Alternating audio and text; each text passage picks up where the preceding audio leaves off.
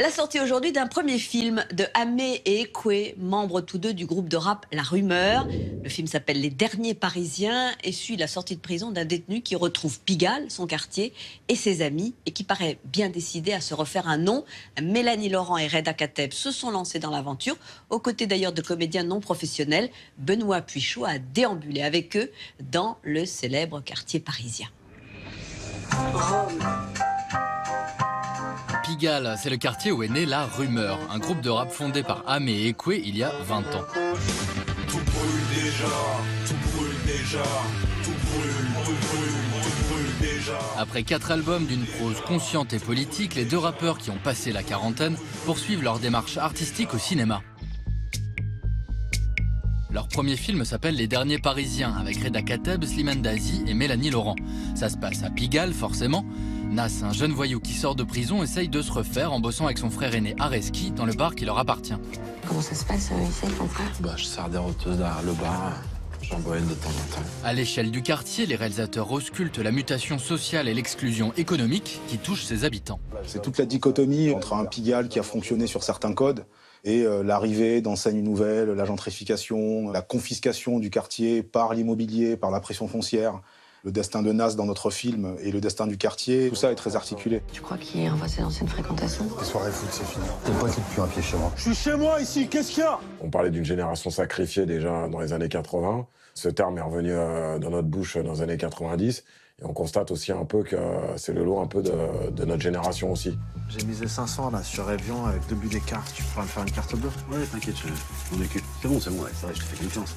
Avec une veine quasi documentaire, il donne aussi du fond à une galaxie de personnages secondaires souvent marginalisés au cinéma.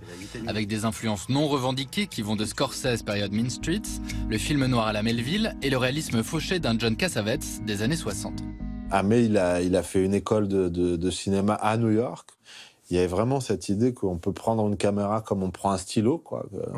Et c'est pas toujours le cas en France, quoi. Moi, voilà, pour ce qui est en tout cas de la documentation de Paris au cinéma, je trouve qu'il y a trop de films qui se passent au Jardin du Luxembourg et au Canal de l'Ourcq et pas assez dans les autres endroits de cette ville magique, quoi.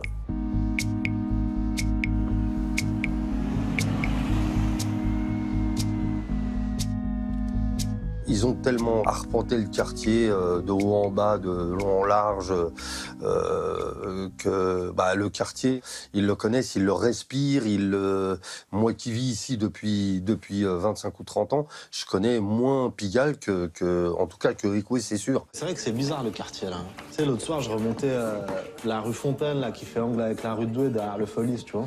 Quasiment tous les bars à tabourets là, je dirais 8 sur 10, c'est devenu des espèces de bars bobo, hipster, de bar à soupe de mes couilles, là. On est confronté via les discours politiques et les discours publics, on va dire, à une réalité statistique, quoi. Le chômage, l'insertion, pas le chômage, la reprise, la croissance. Bon, nous, on filme les gens sur lesquels on pose des chiffres et des numéros, quoi, d'une certaine manière. C'est ça pour nous faire du cinéma aujourd'hui.